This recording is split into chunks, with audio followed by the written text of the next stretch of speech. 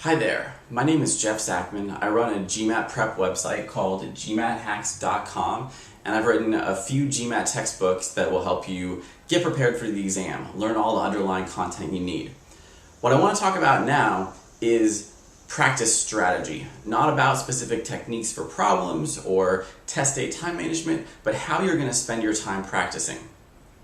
One thing that differentiates me from a lot of other GMAT teachers and tutors is I don't suggest that you go out, buy every book on the market, and do 2,000 practice problems. Too many people do that. Maybe it sounds good, maybe it feels good to come home from Barnes & Noble with a big stack of GMAT prep books, but in the end, you're not going to get a lot of value from the practice questions when you do them that way. My strategy is more about a smaller number of problems and really deeply learning those problems.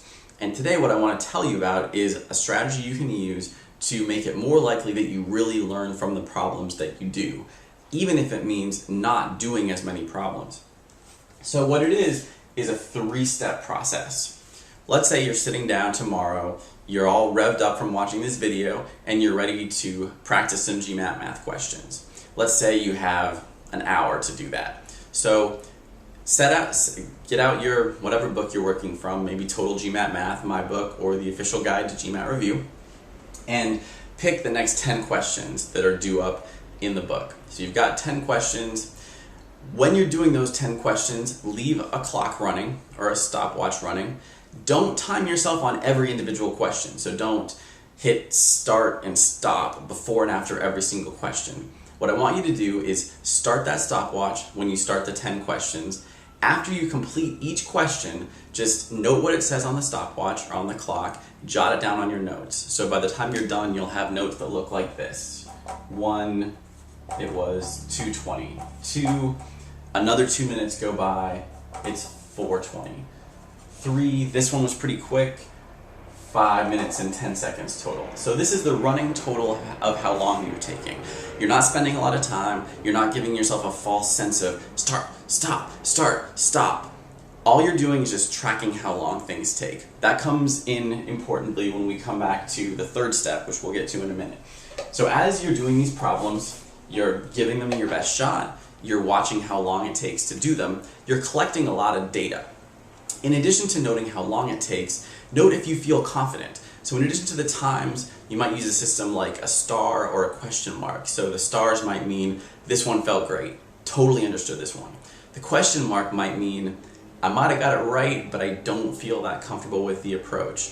So all these notes you're taking are giving you something to look back at later to know what questions you were confident on, what questions you weren't so sure about, what questions you were able to do quickly, what questions took you way too long. So you have a lot of data to look back at when you're reviewing that practice session. So let's say you do 10 questions, 25 minutes later you're done. Now it's time to move on to step 2, review. As you review them, check the answers, and you'll probably find that you got a couple wrong, unless you had a really good day. So what you have is 3 pieces of information. You have the amount of time, you have confidence, and you have right or wrong. For each one of these 3, as you might imagine, there's a good answer and a bad answer. So for the amount of time it took, as I've discussed in other videos and on articles on my website, especially for math, you have about 2 minutes per question. So if you took 2.5, 3, 4 minutes or more, you might be okay, but in terms of practice, you can do better. If you did it in 2.5 minutes, put it on the list to do again. So as you're reviewing, you're coming up with a list of the ones where, for each one of these 3 categories, you didn't do as well as you could have. So if you took much longer than 2 minutes, put that on the list. If you put a question mark next to it, even if you got it right, put it on the list. If you got it wrong, put it on the list. So as you're going through all these steps, before you even start really looking back at the questions themselves, you're generating a list of questions where you had some concern. Sometimes there might be 8 or 9 out of 10 of those questions, and that's okay. It'll get better. But you've got all these different dimensions to look at. Are you doing it fast enough? Are you confident? Are you getting it right? So when you have those pieces of data recorded, then Go back and review all the questions that showed up on any of those 3 lists for concerns. So look at the answer explanations, look back at your notes, see where you might have gone wrong. Don't skimp on this step.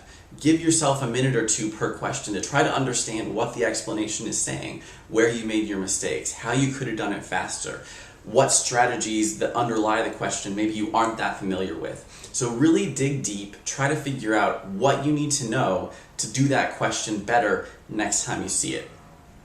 So these 2 steps, doing the questions and reviewing the questions, which includes analyzing all your notes for confidence and time and right or wrong, all those things happen in one session. You do the questions, you check your notes, you review the questions. Those questions that made the list because you weren't confident, because it took too long, because you got them wrong, any of those things, all those questions go on your list for the next day or the next practice session. That's the 3rd step, and that's a step that people always ignore, but it is in some ways the most important step in terms of converting what you learn into points on the GMAT. So the next day, you sit down with your book. Before you get to new questions, go through that list, do all these questions over again. Not necessarily all 10, but all the ones that made your list of concerns. So it might be 3 questions, might be 9 questions, whatever. It's worth the time, do them again. If when you reviewed the previous day, you did a thorough job, this should be pretty easy. It was only maybe 24 hours ago that you reviewed the questions, you saw the right answer, you figured out how to do it. So if you did a good job there, redoing the questions shouldn't be that hard. But simply the process of going through the question, doing your scratch work properly, doing the question in 1.5 minutes instead of 3 minutes, getting to the right answer by working through those last few steps correctly, all of that is crucial in terms of building your skills for the GMAT. What you'll also discover is that when you redo all those questions, it might seem easy, it might seem like a no-brainer to just replicate what you reviewed the previous day. You won't get them all right. I promise you that. That's okay, but when you don't get them right, notice this arrow I have here, you go back to step 2. Review it again. So maybe you are reviewing 5 questions, you get 3 of those right on the 2nd try the next day. You go back, you review those again, the ones you got wrong, and those go on the list for the next day. So every single question stays in this process until you've done it correctly, confidently, and quickly at least once. For some people, that might mean that a few tricky questions stay in the process for days or weeks. I've had students who, after a couple weeks of doing this, they have a list of questions from yesterday, a list of a few questions from the day before, a list of a couple questions from 4 days ago, one question that's still there from a week ago, but they're not abandoning it until they've gotten all those questions right. The reason why this is so important is that there aren't really that many concepts, that many types of questions on the GMAT. So what I think a lot of people go through when they take the GMAT itself, they get to a question, it looks familiar, they've done something like it, they've studied the underlying content, and they get it wrong. The reason why this happens, even if it looks familiar, is that they've done a bunch of practice questions. They've brought home the stack of books, they've done 2,000 practice questions, but they've never really internalized what they need to know. And that's what this process will help you do.